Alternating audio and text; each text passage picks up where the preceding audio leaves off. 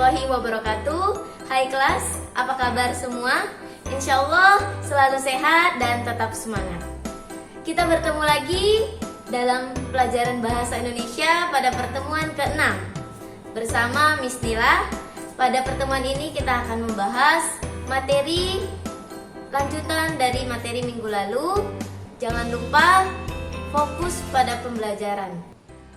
Oke, untuk materi kelas 10 kita akan membahas teks anekdot 2. Minggu lalu atau pertemuan lalu kita sudah membahas poin A, B, dan C.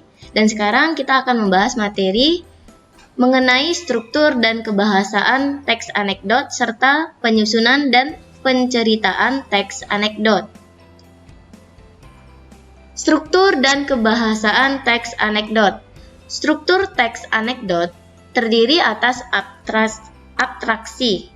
Abstraksi berfungsi untuk menggambarkan mengenai teks tersebut secara umum agar pembaca dapat mengetahui bayangan dari cerita anekdot tersebut. Yang kedua, bagian dari anekdot atau struktur anekdot yaitu orientasi. Orientasi merupakan awal kejadian pada cerita atau juga bagian yang menjelaskan latar belakang mengapa peristiwa utama dalam cerita dapat terjadi. Selanjutnya ada krisis. Krisis merupakan bagian yang menjelaskan mengenai pokok masalah utama dengan warna unik juga tidak biasa atau bahkan terjadi terjadi pada penulisnya sendiri. Selanjutnya ada reaksi. Reaksi berhubungan besar dengan krisis. Mengapa?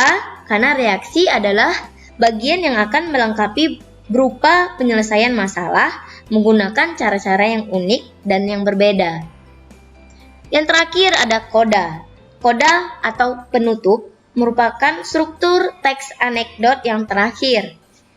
Koda merupakan bagian yang menutup cerita dalam teks anekdot atau cerita anekdot.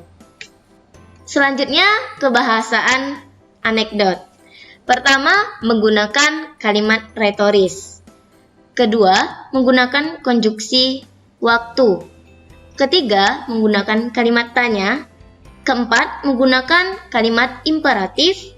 Dan yang terakhir, menggunakan kalimat seru. Dalam penyusunan dan penceritaan teks anekdot, ada 3 poin yang dibahas, yaitu menceritakan teks anekdot dengan pola berbeda, menyusun teks anekdot, serta menceritakan anekdot secara lisan. Langkah-langkah menceritakan ulang teks anekdot. Pertama, membaca isi anekdot dengan seksama. 2, memahami jalannya cerita. 3, mencatat unsur-unsur pokok anekdot. 4, menceritakan kembali dengan pola atau dialog ke narasi atau narasi ke dialog. Berbeda dengan tetap memperhatikan unsur-unsurnya.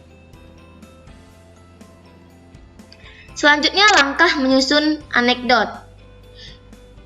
Pertama, mengamati lingkungan sekitar. Kedua, menentukan tema anekdot yang ingin dibuat. Ketiga, menentukan sesuatu yang ingin dikritik. Keempat, membubuhi unsur humor terhadap masalah atau peristiwa yang ingin dikritik. Dan yang kelima, membuat narasi anekdot dari awal sampai akhir dengan memasukkan humor tersebut di dalamnya. Selanjutnya, aspek yang diperhatikan dalam menceritakan anekdot. Aspek yang diceritakan dalam anekdot atau yang diperhatikan, pertama, sikap badan.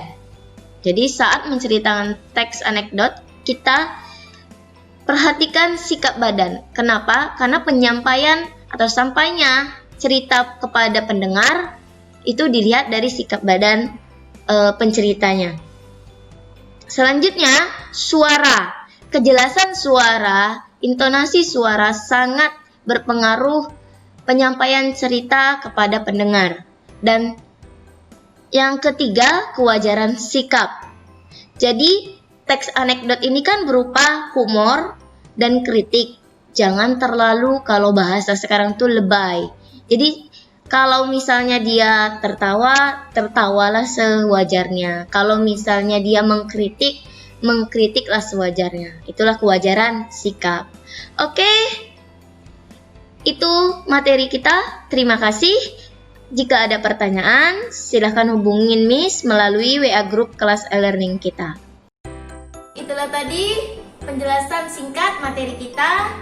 Jangan lupa kerjakan tugas yang sudah diberikan. Sekian, sampai jumpa di pertemuan berikutnya.